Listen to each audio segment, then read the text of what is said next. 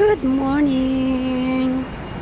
So, as usual, si Lourdes, ito, naglalakad uli.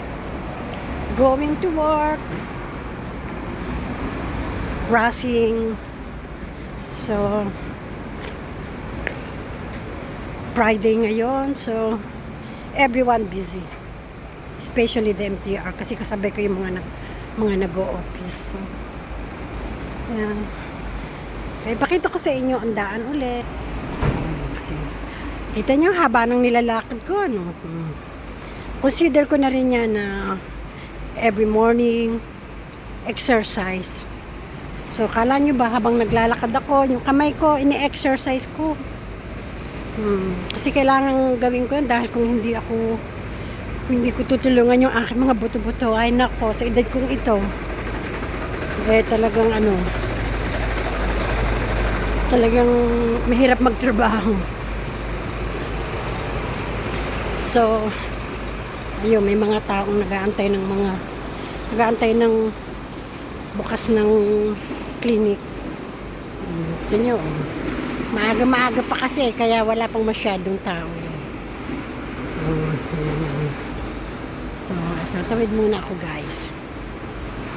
So, pero ano daw ngayon Typhoon 1 daw ngayon. Kaya medyo mahangin. And then, tomorrow, baka daw heavy typhoon. Sabi sa news. Pero sana naman wag. Sana ulan lang. Ganun. Mahirap pagkahangin Pag masyadong malakas ang hangin, nakakatakot. Mga liparan, lalo na yung mga kawakawayan. Kasi dito everywhere may mga ginagawa bagang mga renovate ko. Ako ba dito sa Hong Kong? Kahit maayos pa building, mire-renovate. Diyos ko, palibasa mayaman ang Hong Kong. Ayun, ay pagka masyadong malakas ang hangin, yun nga, nagliliparan, delikado. Ako pa naman pag Typhoon 10, may pasok ang company namin. Baka sinisitsitan ako ng ibon na. Galing kakatuwa naman. Galing naman ng ibon. Dumaan lang ako, sinitsitan ako ba? Ay, nako. Tingnan nyo ang pakita ko sa inyo luya. Daming luya. Dinadry nila yan, Tapos ititinda nila yan. Galing, ayun, dami. Ay, nuugasan, Nuugasan ni Lola, Oh, so cute. Dito lang ako dumaan sa Talipapa, ganyan. Ayun, ginagawa. Ayan, nire-renovate. Diyos ko po. Doon ang kabilang main road. Doon sa kabila. Doon. Hindi naman ako dumadaan doon. Medyo nga malayo. Tsaka maluang doon. Tsaka yung pare-pareho building doon. Hindi katulad dito assorted. So, dito ako dadaan sa gilid. Ito yung isa sa bet ng aking baby. Ito yung dinadaanan ko.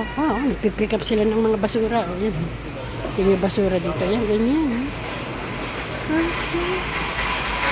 Dito mo, ayun, another building na naman. May ginagawa. Talaga naman. Sa likod to Pag kasi sa kabila ako dumaan ako, dami dumadaan doon. Dito, solo ko ang road. Sa bilis ko ba naman lumakad? Ay, Diyos me. Talaga mabubunggo ko sila. Kasi sanay ako tuwing umaga. Lagi nagmamadali. Always rushing. Ito yung bet ng aking sarado pa siya. Ayan, NPB. Yan. Alam niyo ba, mas marami pa dito mga private doctor ng mga doggy, mga cats, yan, mas marami pa. Ay, Diyos ko. Pag Sabado at Linggo, full pack. Tsaka kailangan naka-appointment ka, hindi ka basta susugod. Okay, so I need to cross.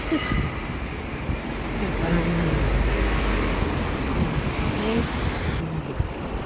Lakas ng hangin. Ito renovate kasi Umuulan na eh. Mag-umpisa ng ulan-ulan kaya binubungkal na naman nilang road. Walang magawa. Lakas ng hangin. Kaya ang buhok ko ay nakakala. Hindi ko man pwede ipuyot kasi basa. Pagdating ko na lang sa trabaho. So guys, ano ba ang pwede kong ikwento sa inyo na may excited kayo? Kasi wala naman kasi akong may kwento. So kayo mga viewers ang alam ko nag-aantay kung ano ang pwede kong maikwento. Wala naman kasi buhay ko naman dito ganito lang. Yung pag kami mga kaibigan ko mahirap kayong magkasama-sama kasi mga nagtatrabaho din sila, mahirap yung bang sabay-sabay na holiday at the same day, mahirap para sa amin yun. Pero kami nagkakayayaan, minsan pumunta ng China, madali lang naman ang pumunta doon, pwede kang balikan maghapon at saka mura din lang, at saka gusto ko nga pumunta doon eh. Kasi marami ka daw mabibili doon na mga first class na pag dito mo binili sa Hong Kong, super triple price. Pero daw doon, hindi ra mabibili mo ng mura. Pero ano yun, mga good quality. Pero kumpara sa ano, mas mura daw doon. At saka gusto namin pumunta sa ano, sa diba sinatulay na glass bag, ganun. Kaya nga lang, puro si plano, hindi naman matuloy-tuloy. Yan, anyway, someday. Yan. Baka, pwede naman ng balikan eh, or overnight. Yan. Ito naman. Okay guys, so, wala ako masyado may kwento sa inyo. But, hopefully na, kahit pa paano, ganito lang may hindi naman ako makapagtanong sa inyo, syempre ayoko naman na magsabing hey guys, like this, like that, tulad na nakikita ko sa mga vlogger. Ayoko naman ng ganun. Hindi naman ako ganun ka-frustrated na halos nagmamakaawa for the others vloggers. Hindi naman ako ganun. Sa akin naman kung meron na gustong mag-follow, mag-subscribe, syempre thankful, you know. But ako ang magsasabi, no? So, anyway guys, batiin ko lamang muna yung aking mga old friend dyan sa Pilipinas. Guys, hindi ko man lang kayo nate-text na kumusta, but sa puso ko, kayo ang aking mga kaibigan. Hindi ko yung nakakalimutan. Gano. So, okay, love you guys. So, eto na, bababa na ako. Okay, love you. See you there.